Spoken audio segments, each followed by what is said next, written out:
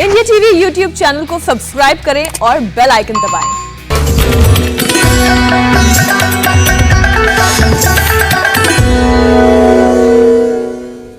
नमस्कार, मैं हुसैन रिजवी और मेरे साथ हैं मेरी सहयोगी ज्योत्सना पाटनी।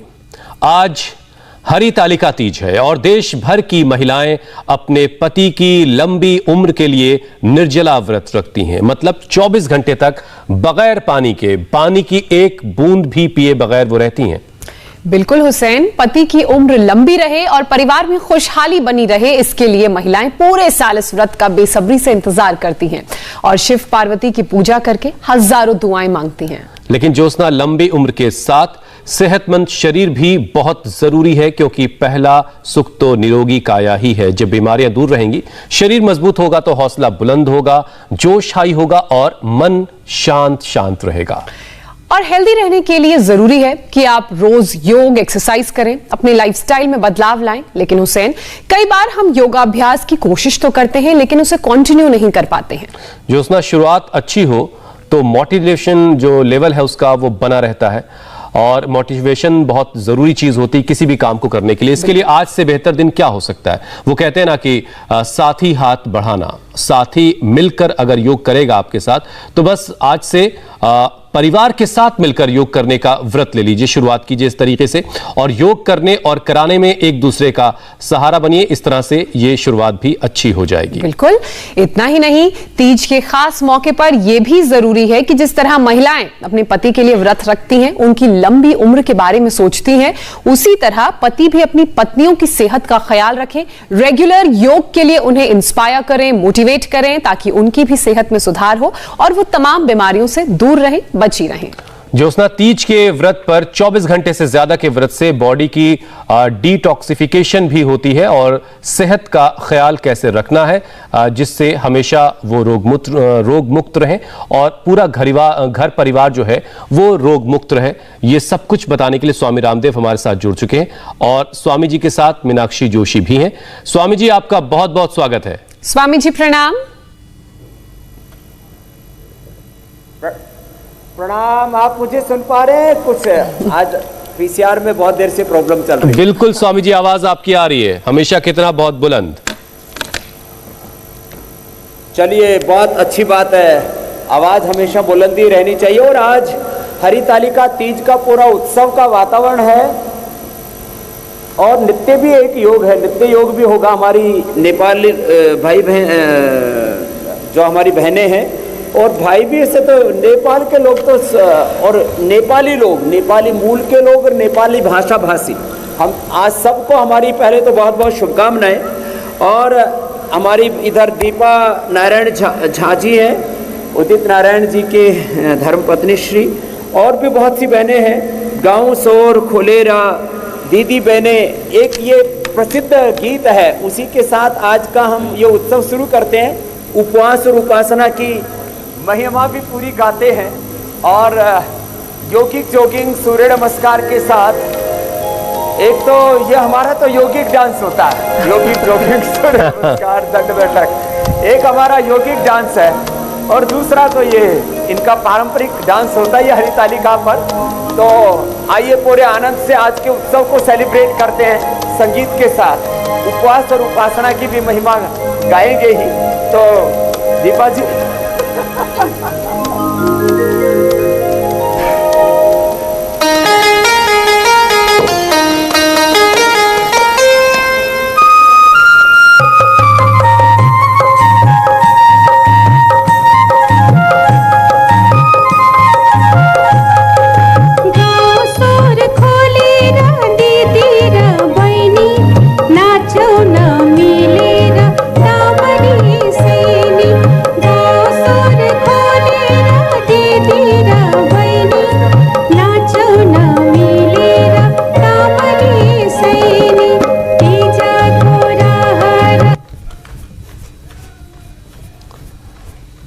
स्वामी जी जो शुरुआत में कह रहे थे कि थोड़ी सी आवाज का कुछ मसला है, ज्योत्सना, लग रहा है कुछ दिक्कत है जरूर।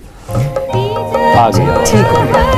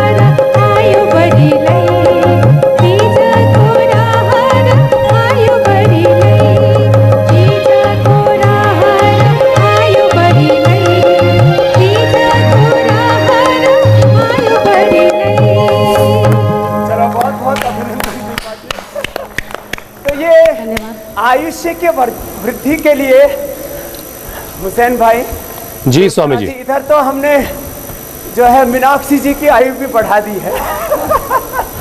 इनको तो हमने प्रण ले रखा है कि 25 साल से ज्यादा बढ़ने ही नहीं देना, लंबे लंबे श्वासों के साथ योगिक और 100 सालों तक वो गुड़िया ही बनी रहेंगी।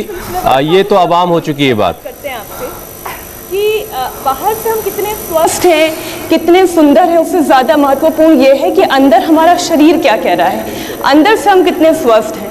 तो ये आप बताएं कि अंदर से स्वस्थ रहने का यौगिक और आयुर्वेदिक, पहले तो यौगिक ही पूछ लेते हैं, यौगिक उपाय क्या है? तो अंदर से स्वस्थ रहने के लिए योगिक योगिक सूर्य नमस्कार और खास करके प्राणायाम, और वह भी प्राणायाम उपवास और उपासना के साथ किया जाए तो फिर भीतर से पूरा रूपांतरण होने लगता है। तो जितना बन पाए ऐसे हम पूरा ये योग का पैकेज जो हम देते हैं कि योगिक जॉगिंग रोज करना है, सूर्य नमस्कार रोज करना है, प्राणायाम रोज करना है, और हर दिन को उत्सव की तरह जीना है। खाली एक दिन की बात न रह जाए, हर दिन हमारा उत्सव बन जाए। इसलिए आज हरि तालिका, जब हरि को पाने के लिए कहते हैं कि पार्वती ने उपवास किया था, हरि को पाने के लिए पार्वती की शादी कहीं और कर रहे थे, ऐसी मान्यता है। तो उनकी सखियों ने उनका हरण कर लिया और उनकी इच्छा के अनुरूप उनका तप करने दिया, फिर उनको शिव प्राप्त हुए। तो ये इसके पीछे का एक इतिहास बताते हैं। फिर खैर इसके पीछे और भी बहुत सी परंपराएं हैं। आज हिमालय दिवस भी है, और उपवास और उपासना की तो प्रक्रिया बड़ी गहरी है। इंटरमिटेंट उपवास है, और एक द्रव्य पर उपवास है, एकल उपवास। फिर जो है कुछ इंद्रायण उपवास आदि करते, बड़ी गहरी प्रक्रिया। ऑटोफैगी प्रोसेस को अच्छा करने के लिए 2016 में तो एक जापानीज साइंटिस्ट को इसी के ऊपर जो है नोबेल पुरस्कार तक मिला है। तो ये उपवास, ये उपासना, और सबसे बड़ी बात है हर दिन को उत्सव की तरह जीना। अब जिससे जितना बन पाए, अब ये थोड़े कठिन लग रहे होंगे, गरुड़ासन, तो ताड़ासन से शुरू कर लें। ताड़ासन, तिर्यक ताड़ासन, जितना बन पाए। योगिक जॉगिंग, सूर्य नमस्कार थोड़े अभ्यास कर लें। और आज तो पूरा मंच इसी के लिए सजा रखा हमने, नाचो गाओ खुशियाँ मनाओ, और जो है पसीना बहाओ, पसीने में नहाओ एक बार। जो सुबह उठ के पसीने में नहा लेता है ना, मेरा तो इसको संस्कृत में घर्म स्नान कहते हैं। ये धर्म स्नान है, घर्म स्नान बोलो, धर्म स्नान बोलो, एक ही बात है। लंबे लंबे श्वास। तो अच्छा स्वामी जी, इससे जितना बन पाए 10-20 मिनट एक बार पसीना बहा लेना चाहिए। फिर तो अलग अलग रोगों के अनुसार हम पैकेज बताते हैं। हुसैन भाई कुछ कह रहे हैं। स्वामी जी मैं ये कह रहा हूँ कि मीनाक्षी ने सबसे पहले आपसे ये सवाल पूछ ही लिया कि योग के जरिए हम शरीर को अंदर से कैसे सेहतमंद बना सकते हैं। उसके बारे में तो आप बता ही रहे हैं, तमाम यौगिक अभ्यास आपने शुरुआत कर दी है उसकी।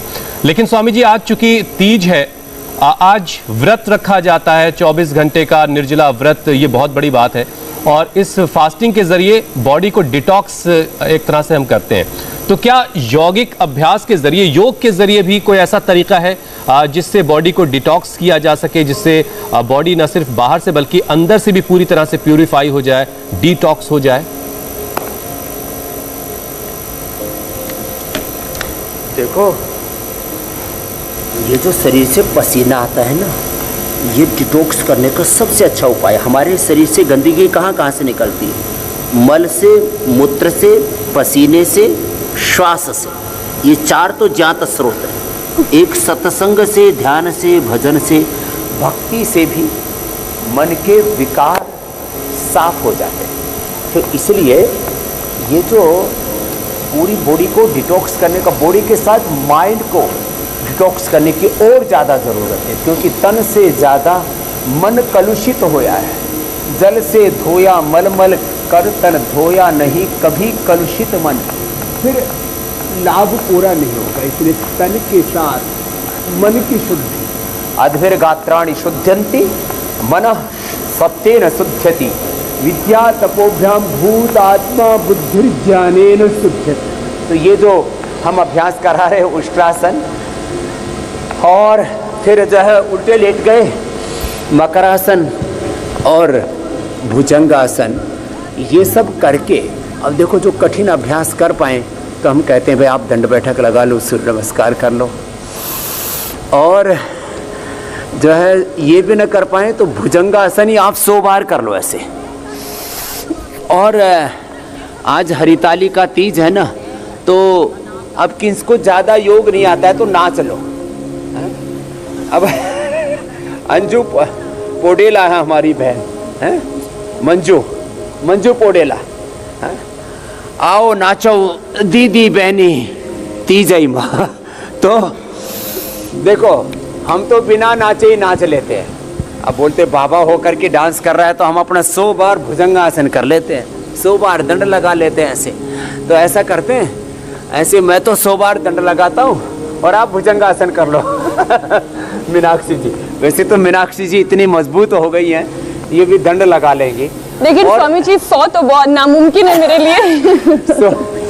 अभी ज्योत्सना जी आप उधर से 100 लगाना, 50 लगाना, इधर से मीनाक्षी जी 50 करेंगे तो दोनों का मिलके 100 हो जाएगा। वो तो दंड ही लगाने लगी ज्योत्सना जी की, तो ज्योति कुछ ज्यादा ही। 25 का तो सोचा जा सकता है। भुजंगासन कर ले या दंड लगा ले, 100 बार ऐसे कर ले, और फिर थोड़ा नृत्य के साथ कर ले तो फिर तो आनंद ही कुछ और है। हरिताली का तीज है, हिमालय उत्सव है, और हमारे दिन लिए तो इंडिया टीवी पर रोज योग उत्सव होता है। तो मंजू पौडेला जी गाओ तुम भी, हाँ, और इधर नाचो तुम, ऐसे आनंद करो। हाँ थोड़ा बजाओ भाई तुम भी। हाँ सत सत प्रणाम Swami Maharaj Ramdev ji. Happy Teej to you all. तीजै माँ आउ नाचौँ दिदी बहिनी तीजै माँ। हाँ सुना।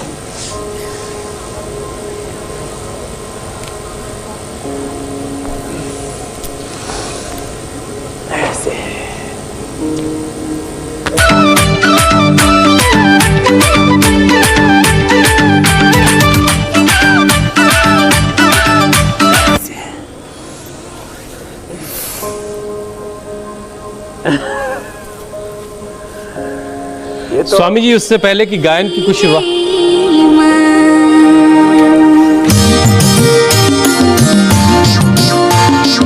सबैजना ताली बजाइदिनु होला, योग पनि सँगै गर्नु होला।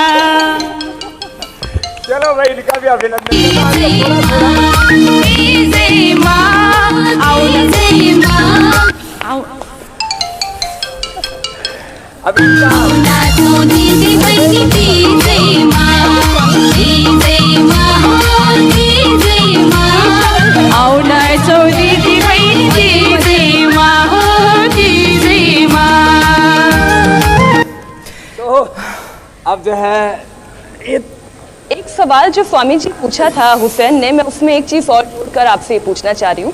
ये जो निर्जल व्रत का तरीका है, क्या निर्जल व्रत हर उम्र हर वर्ग के मतलब किसी भी पड़ाव में है महिला वो निर्जल व्रत कर सकती है, या इसमें भी इस बात का ख्याल रखना चाहिए कि किन्हें निर्जल व्रत करना है या किन्हें फलाहार के साथ व्रत करना है? जिनको बहुत ज़्यादा हार्ट की प्रॉब्लम है, बहुत ज़्यादा जिनका बीपी बढ़ जाता है, जिनको कोई भी असाध्य रोग है, देखो रोगी के लिए उपवास में फिर कुछ विशेष नियम हो जाते हैं। तो इसलिए विशेष रोग की अवस्था को छोड़ करके बाकी सभी उपवास कर सकते हैं और उपवास के भी। चलो बैठ जाओ बहनों, प्राणायाम करो, बैठ जाओ। तो ये जो उपवास के 4-5 प्रसिद्ध तरीके हैं पूरी दुनिया में, मैं उसके ऊपर बात करना चाहता हूँ। हमारे मुस्लिम भाई भी उपवास करते हैं, रोज़ा रखते हैं।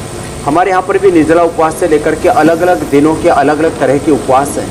तो एक तो हमारे यहाँ पर सामान्यतः उपवास होता है कि सुबह से शाम तक कुछ नहीं खाया, और शाम को जब थोड़ा खाया तो माने पहले दिन देखो 7-8 बजे खा लिया, और फिर अगले दिन पूरे दिन नहीं खाया, फिर अगले दिन खाया 7-8 बजे, तो ये करीब 24 घंटे का उपवास हो जाता है। और उस उपवास को जब पूरा करते हैं, व्रत जब पूरा करते हैं, तो उस समय कोई भी फलाहार, बहुत सात्विक आहार लेते हैं, थोड़ा मीठा लेते हैं।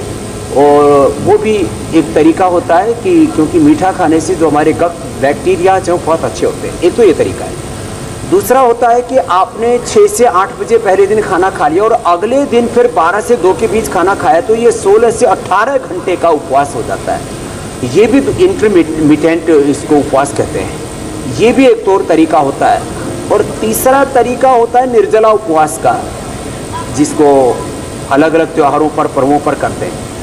फिर चौथा उपवास का तरीका होता है आपने फलाहार किया, अन्न बिल्कुल नहीं लिया, और वो भी बहुत सीमित मात्रा में लिया।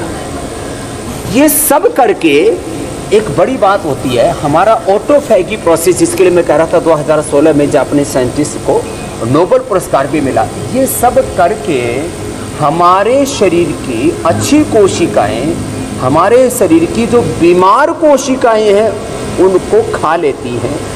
माने एक तरफ हमारा उपवास चल रहा है और अंतर शरीर के अंदर शुद्धिकरण की प्रक्रिया चल रही है, ऑटोफैगी प्रोसेस चल रहा है कि जो खराब कोशिकाएं हैं, टॉक्सिन्स ऑक्सीडेंट्स तो साफ होंगे ही होंगे। जो अनहेल्दी सेल्स हैं हमारे शरीर में, जो कई तरह के ऑटोइम्यून डिजीज़ को पैदा करते हैं, यहाँ तक कि ये जो SLE MS से लेकर के तमाम तरह के और बहुत प्रकार के उपद्रव हैं, ऑटोइम्यून डिजीज़ की एक लंबी श्रृंखला है, उससे हमको हमें अवॉइड करना है। तो फिर हमें ये बहुत मदद करता है उपवास। और इसलिए मैं देखता हूँ, चाहे वो BP है, शुगर है, थायराइड है, ओबेसिटी है, स्किन प्रॉब्लम्स हैं और तमाम तरह के जो असाध्य रोग हैं, उनमें उपवास से हम बहुत रोगों को ठीक करते हैं। और आप खुद योगग्राम में मेरे साथ देख रहे थे, निराम में पतंजलि योगपीठ में अब यहाँ पर हैं हम। तो हम यहाँ जो 10-10, 20-20 साल से BP की, शुगर की, थायराइड की, अर्थराइटिस की दवाई खा रहे थे, नींद की दवाएं खा रहे थे, एंजाइटी की, डिप्रेशन की दवाएं खा रहे थे, कोलेस्ट्रॉल की दवाएं खा रहे थे, पहले दिन से वो दवाइयाँ बंद कर देते। उसके पीछे ये उपवास बहुत बड़ी भूमिका निभाता है। और फिर हम एकाग्र चित्त होके, अंतर्मुखी होकर के, सबसे महत्वपूर्ण होता है प्राणायाम। मैं तो कहता हूँ ठीक है, जो आसन तो हम अलग अलग रोगों के हिसाब से रोज़ बताते हैं, ये उपासना में ओंकार का जप, प्राणायाम का तप करने से शरीर, इंद्रिया, मन, प्राण, आत्मा, हमारी चेतना के अलग अलग स्तर हैं, शरीर, इंद्रियां, मन, प्राण, आत्मा, अन्नमय, प्राणमय, मनोमय, विज्ञानमय, आनंदमय कोश, हमारे चेतना के 5 स्तर हमारे शुद्ध हो जाते हैं। ये है उपवास और उपासना की महिमा। इसलिए मैं सबसे कहूँगा 5 आसन और 5 प्राणायाम ही चुन लें, बस रोज करें हमारे साथ। और फिर रोज हम आपको नए नए विचार देते हैं, दिव्य आध्यात्मिक सात्विक विचार देते हैं, उससे भी आपके विकार दूर करते हैं। तो मैं कह रहा था, पसीने से, मल से, मूत्र से और सांस छोड़ते, इससे शरीर की गंदगी साफ होती है।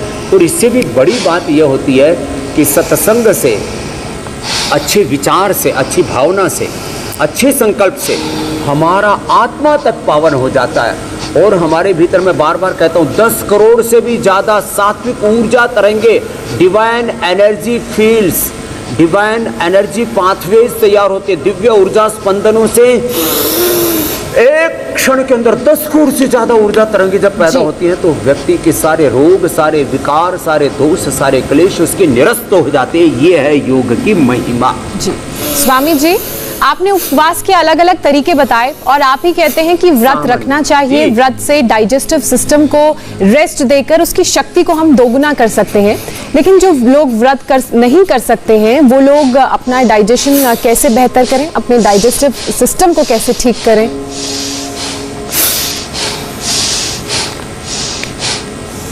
अब इसमें एक तो ये कपालभाति प्राणायाम ही है।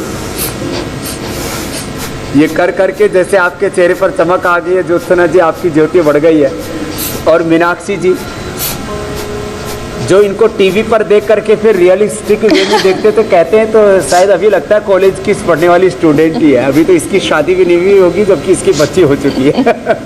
तो मीन्स जब योग करते हैं तो शरीर पूरा शुद्धि नहीं हो जाता, नूर आता। वैसे उसके लिए हमने आज एक दूसरी भी तैयारी की हुई, अलग अलग लेप बनाए हुए, कांति लेप से लेकर के रोज मुल्तानी मिट्टी, और फिर एक तो सौंदर्य लेप हमने बता रखा है। उपवास करें और ये लेप भी लगा लेना 1 घंटे तक, तो इतनी खूबसूरती अंदर से निकलेगी। तन भी खूबसूरत होना चाहिए, मन भी खूबसूरत होना चाहिए, विचार, वाणी, व्यवहार, स्वभाव, हमारे संबंध सब कुछ खूबसूरत हो। तो ये कपालभाति और ये अनुलोम विलोम, ये तो दो तो बहुत महत्वपूर्ण है ही। और जिनका डाइजेशन वीक है उनको जो हम रोज़ बताते हैं मंडूकासन, आप तो मंडूकासन करो मीनाक्षी जी, और मैं योग मुद्रासन करता हूँ। ये मंडूकासन, योग मुद्रासन, वक्रासन, पवन मुक्तासन, उत्तान पादासन, नौकासन जैसे ये आसन ऐसे हैं, इनसे पूरी खूबसूरती अंदर से उभरती है। पूरे हमारे करीब 5 करोड़ से ज़्यादा हमारे मुंह से लेकर के पेट तक, सलाइवा से लेकर के अलग अलग हमारे गट बैक्टीरियाज वो इतने हेल्दी हो जाते हैं। और सर्वकल्प क्वाथ साथ में पी लो, या जीरा, धनिया, सौंफ, मेथी, अजवाइन का पानी पी लो जिसको जैसी अनुकूलता है, या खाली गुलाब का ही पानी पी लो और ये अभ्यास कर लो। कितना ही भयंकर डाइजेशन खराब हो, बहुत लोगों का डाइजेशन इतना पुअर होता है। वैसे उपवास करने से डाइजेशन भी अच्छा होता है, ये बात भी सही है, लेकिन इसमें भी 2 चीज़ें। किसी किसी को जब एसिडिटी होती है तो उपवास में उनको सौंफ का पानी या थोड़ा सा मुनक्का या अंजीर या खजूर थोड़ा भिगो के खा लेना चाहिए, तो उससे फिर उपवास भी हो जाएगा, नियम भी, उनका व्रत भी नहीं टूटेगा और उनको किसी तरह के शरीर में उपद्रव नहीं होंगे। तो ये मंडूकासन, योग मुद्रासन, ये वक्रासन और पवन मुक्तासन आदि ऐसे आसन हैं, इनसे ज़बरदस्त लाभ होता है उधर रोगों में। नहीं तो पाचन तंत्र की गड़बड़ी से ही ये बीपी, ये शुगर, ये थायराइड, ये ओबिसिटी, ये तमाम तरह के और अलग अलग रोग, क्योंकि पेट ठीक न होने से ब्रेन और नर्वस सिस्टम की डिस्टर्बेंस होते हैं।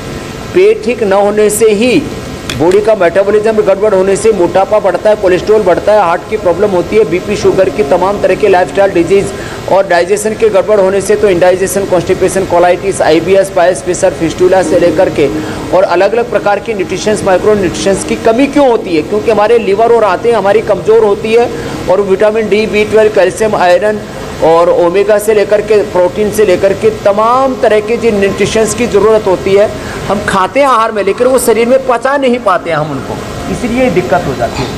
तो ये अभ्यास करने के साथ साथ मंडूकासन, योग मुद्रासन, वक्रासन के साथ साथ पवन मुक्तासन, उत्तान पादासन और थोड़ा करवा देते हैं। जी जी, स्वामी जी आप योगाभ्यास करवाते रहिए।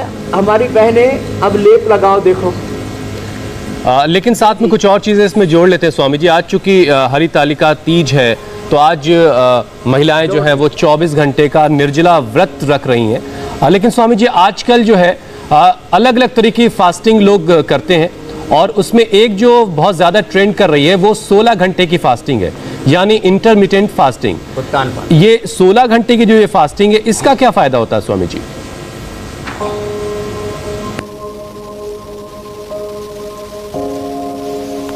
और मैंने कहा कि रात को 6-8 बजे खाना खाया और उसके बाद में अगले दिन 12 से 2 बजे के बीच में खाना खाया। इससे क्या होगा? इससे पूरा एक तो पाचन तंत्र बहुत सक्रिय हो जाता है और शरीर की, मैंने कहा ना, जो खराब कोशिकाएं अंदर की, उनको अच्छी कोशिकाएं खत्म करके पूरा अंदर से क्लीन कर देती है सिस्टम को और पूरी बॉडी डिटॉक्स तो होती है।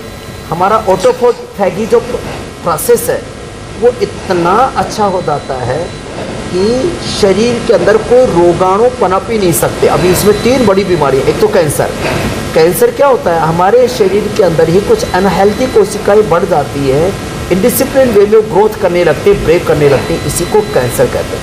हमारे शरीर की कोशिकाएं हमारे शरीर के खिलाफ काम करने लगती है, गृह युद्ध जैसी स्थिति बन जाती है, इसको ऑटोइम्यून डिजीज कहते हैं। और इसके साथ साथ कई प्रकार के शरीर के अंदर गांठों से लेकर के, गठिया से लेकर के, सोराइसिस, एक्जिमा, लिकोडर्मा से लेकर के तमाम तरह के जो स्किन के उपद्रव होते हैं, कई प्रकार के, और ये आर्थराइटिस आदि के उपद्रव होते हैं, ये सब इसी AVN, ANA, ये HLB27, ये अलग अलग प्रकार की जो दिक्कतें होती है ना, ये भी इसीलिए होती है कि हमारे शरीर के अंदर विजातीय तत्व बढ़ गए। रिलैक्स होने के लिए चलो मर्कटासन कर लेते हैं। तो ये इंटरमिटेंट जो उपवास है, इससे पूरे शरीर का शुद्धिकरण हो जाता है और सशक्तिकरण हो जाता है। ये इसकी महिमा है। इसलिए ये अभ्यास तो, और ये जो सर्वांगासन है, तो मीनाक्षी जी आप तो सर्वांगासन करो और हम और ज्योत्सना जी शीर्षासन कर लेते हैं। ये बड़े ज़बरदस्त है। इनसे तो 100 साल तक आदमी बूढ़ा नहीं होता फिर, और यदि कोई 50-60 साल की उम्र में भी शुरू कर दे तो बुढ़ापे में भी दोबारा से अपनी जवानी लौटा सकता है। आप अच्छा स्वामी जी, लोगों को हंसी जैसी लगती हो कि हम लेप और अलग अलग तरह की, जी मेरे भाई स्वामी जी आज हम जब अपने कार्यक्रम की शुरुआत करने से पहले डिजिटल प्लेटफॉर्म के लिए लाइव कर रहे थे, तब भी ये बात हम और ज्योत्सना कर रहे थे स्वामी जी, कि महिलाएं जो हैं अलग अलग मौक़ों पर, अलग अलग तीज त्योहार पर अपने पति के लिए व्रत रख करके अपना डिटॉक्सिफिकेशन तो कर लेती हैं, लेकिन पुरुषों का डिटॉक्सिफिकेशन कब होगा स्वामी जी? तो पतियों को भी व्रत रखना चाहिए अपनी पत्नियों के लिए? जरूर रखना चाहिए। ये बहुत बड़ा जो है एक तरह से भेदभाव चल रहा है, ये इनजस्टिस है, ये नाइंसाफी है कि माँ बहन बेटियां माने औरतें उपवास करें और मर्द माल खाएं। तो आज जितने भी हो सब उपवास करना, जो शादीशुदा हो अपनी पत्नी की उम्र बढ़ाने के लिए, और मेरे जैसे जो सन्यासी हो सबकी उम्र बढ़ाने के लिए उपवास करना। नहीं तो सोचे कि बाबा जी आप कब करोगे, तो हुसैन भाई आप भी करना आज। बिल्कुल बिल्कुल बिल्कुल। और अभी ठोक के आ गए हो माल, तो आज दिन भर मत खाना, इंटरमीडिएट हो जाएगा। ठीक है स्वामी जी। मतलब ये कि सिर्फ पति की लंबी उम्र नहीं होनी चाहिए, पत्नियों की उम्र भी लंबी होनी चाहिए, तब तो साथ जो है वो बराबर का चलेगा। ठीक है ना स्वामी जी? अच्छा स्वामी जी, फास्टिंग न सिर्फ डाइजेस्टिव सिस्टम को बल्कि एकदम ठीक कहा जी। स्वामी जी, फास्टिंग जो है, उपवास जो है, वो सिर्फ डाइजेस्टिव सिस्टम को ही नहीं बल्कि हमारे हार्ट के लिए भी वो फायदेमंद होता है। तो फास्टिंग से कोलेस्ट्रॉल कैसे कंट्रोल होता है और योग से हार्ट को कैसे मजबूत किया जाए, ज़रा ये भी समझा दीजिए।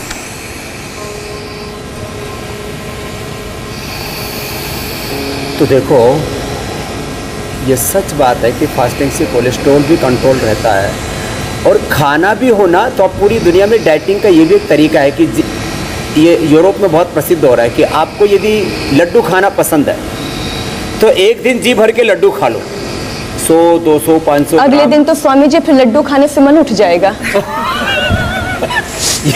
ये भी एक बात है। तो दिन भर लड्डू खाओ, और आप आधा किलो 1 किलो जितना भी खा सकते हो खा लो, लेकिन 1 महीना दोबारा लड्डू की तरफ मत देखना। ठीक है स्वामी, ठीक है।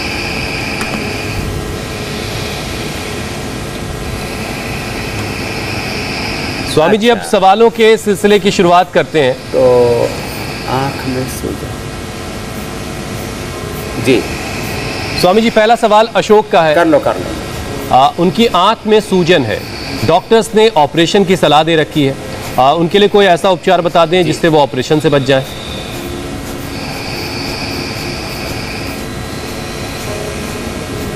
तो एक तो ये आंख का पॉइंट बता दूँ, उनको सूत्र नीति कराएं, त्रिफला से आईवास कराएं। और स्वामी जी, थोड़ी सी लग रहा मेरी आवाज़ सही तरीके से आप तक नहीं पहुंची। पहली और दूसरी उंगली के बीच ना पहुंच रही है, आंख में बहुत अच्छे से पहुंच रही है। आंख में नहीं, आंख में सूजन है, इंटेस्टाइन में। आंत में, आंत में जी। अब ठीक आई, आंख सुन लिया हमने जी। तो आंत में जब आप त्रिफला से आंख धोने की बात करें तो यहाँ तभी से मैं पॉइंट समझा। पाए। ये तो आंख का भी दे दिया, ठीक है। किसी को आंख में भी सूजन हो जाती है, उसमें फ्लू हो जाता है, तो वो भी बता ही दिया। तो उसके लिए तो त्रिफला से कर लें और 100 में डाल लें, और ये आंत की सूजन के लिए यहाँ से दबाएं, और पेट के ऊपर ठंडे गर्म पानी की पट्टी रख लें।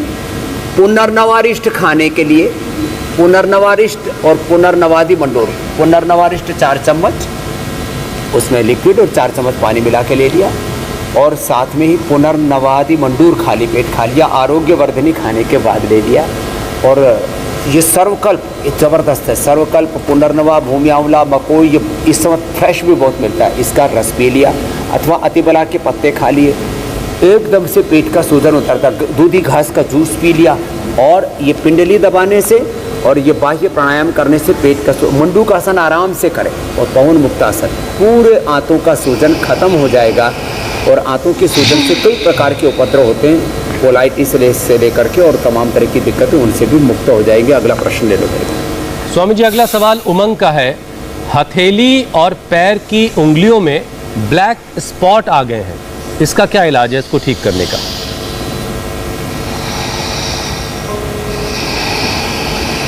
ब्लैक स्पॉट आ गए तो सबसे अच्छा ये एलोवेरा।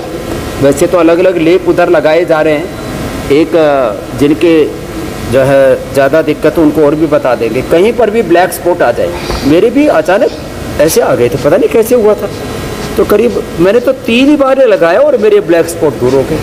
कहीं पर भी ब्लैक स्पॉट हो, एलोवेरा जेल लगा करके और उसको ऐसे रगड़ लें। स्वामी जी, जले का भी निशान जो है इससे चला जाएगा? जले का भी निशान इससे चला जाता है, एकदम ठीक करें आप, ऐसे ही करिए।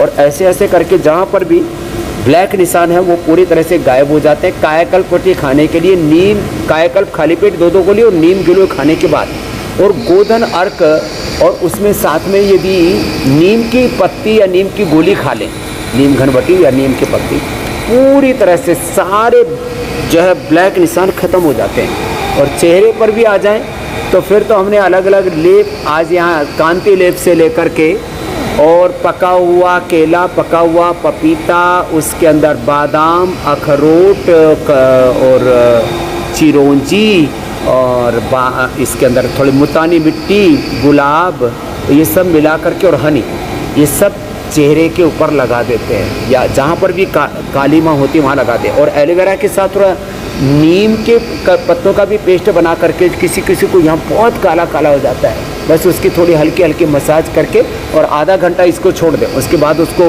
धो लें पूरी तरह से। आपने एक पूछा, मैंने कई प्रश्नों का उत्तर दे दिया। अगला और कोई है तो ले लो। स्वामी जी, अगला सवाल रोहित का है। वो बता रहे हैं कि उनके पेट में 33 mm की गांठ है, वो इस गांठ को कैसे दूर कर सकते हैं, उसे कैसे मिटा सकते हैं? तो गांठ के लिए तो गर्म पानी पिए, सबसे अच्छा है। 1-2 ग्राम हल्दी खा लें, करकुमिन गोल्ड के 2 कैप्सूल ही खा लें। किसी किसी को हल्दी गर्म पड़ती है, 2-3 ग्राम 5 ग्राम तक हल्दी, वैसे तो पूरी एफिकेसी आती है 25 से 50 ग्राम हल्दी खाने पर, लेकिन वैसी कच्ची हल्दी तो इतनी खाई जा सकती है, और वो भी जिनकी बहुत अधिक वात और कफ प्रकृति है, बाकी नहीं तो खाते तो गर्म पड़ जाती है। तो करकुमिन गोल्ड की 2 गोली खा लें, 1-2 ग्राम हल्दी खाली पेट ले लें। काचनार गुग्गुल, काचनार घनवटी, विद्धि बाधिका बटी, सिस्टोग्रीट, ये कई उपाय हमने बताए हुए हैं। गोधन अर्क भी इसमें अच्छी भूमिका निभाता है, किसी भी प्रकार की गांठ को दूर करने में, बॉडी को डिटॉक्स करने में, यूरिक एसिड से लेकर के और तमाम तरह के और उपद्रवों को दूर करने में गोधन अर्क ले लें। कपालभाति आधा घंटा करें, और थोड़े दिनों के लिए घी तेल बंद कर दें। थोड़े दिन जो है उबला हुआ खाना खाएं, फल फ्रूट से ले लें। इससे बहुत जल्दी 1 महीने के अंदर ही, 1-2 महीने के अंदर गांठ पूरी तरह से डिजोल्व हो जाती है, 1 से लेकर के 10, 20, 50, और किसी किसी को तो पूरे शरीर में गांठ जैसी हो जाती है। ये ऑटोइम्यून डिजीज के अंतर्गत आता है। तो वो ऐसे बाहर मस्से जैसे निकलने लगते मोटे मोटे, वो भी हमने ठीक किए। अभी एक बहन ठीक होकर के आई, बोले स्वामी जी मैं तो तर गए, नहीं तो पूरे शरीर में, चेहरे से, हाथों में, पैरों में, पूरे शरीर में ऐसे बाहर तक निकलने लगते हैं मस्से, मोटे मोटे इतने, वो पूरा शरीर ऐसे भर जाता है, वो भी ठीक हो जाता है। बस घी तेल का से परहेज करें, गर्म पानी पिएं, और एसिडिटी है तो नॉर्मल वाटर ले लें, और कपालभाति 1-1 घंटा जरूर। स्वामी जी, आज आपने हरितालिका तीज की कुछ ऐसी तैयारी की थी कि वक्त का पता ही नहीं चला कि हम कार्यक्रम की समाप्ति की तरफ आ चुके हैं। अब जरा हम दर्शकों को बता देते हैं कि कल के कार्यक्रम में क्या खास होने जा रहा है। स्वामी जी, त्योहार का मौसम शुरू हो चुका है और हम सब जानते हैं कि इसका कहीं ना कहीं हमारे हेल्थ से सीधा कनेक्शन होता है। कल गणेश चतुर्थी है, इस मौके पर डायबिटीज और हाई बीपी की टेंशन कैसे दूर होगी, आर्थराइटिस, हार्ट प्रॉब्लम से कैसे मुक्ति मिलेगी। गणेश चतुर्थी के मौके पर योग से 4 बड़ी बीमारी दूर करने के उपाय स्वामी रामदेव बताने वाले हैं। कल की ये क्लास बहुत खास है, सुबह 8 बजे आपसे बिल्कुल मिस नहीं होनी चाहिए। स्वामी जी बहुत बहुत शुक्रिया, बहुत बहुत धन्यवाद। अब हुसैन, हम कार्यक्रम के उस पड़ाव पर आ गए जिसका इंतजार मुझे और ज्योत्सना को आपसे ज्यादा बेसब्री से होगा। देखिए इधर मेहंदी तो लग रही है, लेकिन स्वामी जी आप मुझे पैक्स के बारे में बताएं। यहाँ पे इतने तरीके के पैक्स हैं, केश कांति के लिए और मतलब केश के लिए, कायाकल्प के लिए। नहीं, आप मुझे ये बताएं कि इसमें कौन सा जो है वो सबसे बेहतर होता है जिसकी नॉर्मल टू ड्राई स्किन है। अच्छा, तो ये इसलिए उठा के लाए कि अब ये इसको दिल्ली तक ले जाना चाहती है। ले आइएगा मीनाक्षी, बिल्कुल कि मुल्तानी मिट्टी और उसके वो करे लेकर के आना जरूर। और देखो उधर लगा करके ऐसे बैठ गई है पूरी सज धस करके, तो बहुत बहुत अभिनंदन है। सबसे अच्छा पैक होता है मुल्तानी मिट्टी और उसके अंदर गुलाब जल मिला लें, और कुछ नहीं है तो बस एलोवेरा, ये एक आपके लिए और एक जो है ज्योत्सना और जो है ये एक एडवांस तेल बना दिया हमने। स्वामी जी यहाँ भेदभाव हो गया थोड़ा। खैर स्वामी जी अब आपसे अनुमति लेने का समय है। मीनाक्षी आप ब्यूटी पैक्स का इस्तेमाल वहाँ कीजिए और हम इंतजार लड्डू का कर रहे हैं, आप लड्डू लेके जरूर आइएगा। बहुत बहुत शुक्रिया स्वामी जी, बहुत बहुत धन्यवाद। प्रणाम स्वामी जी।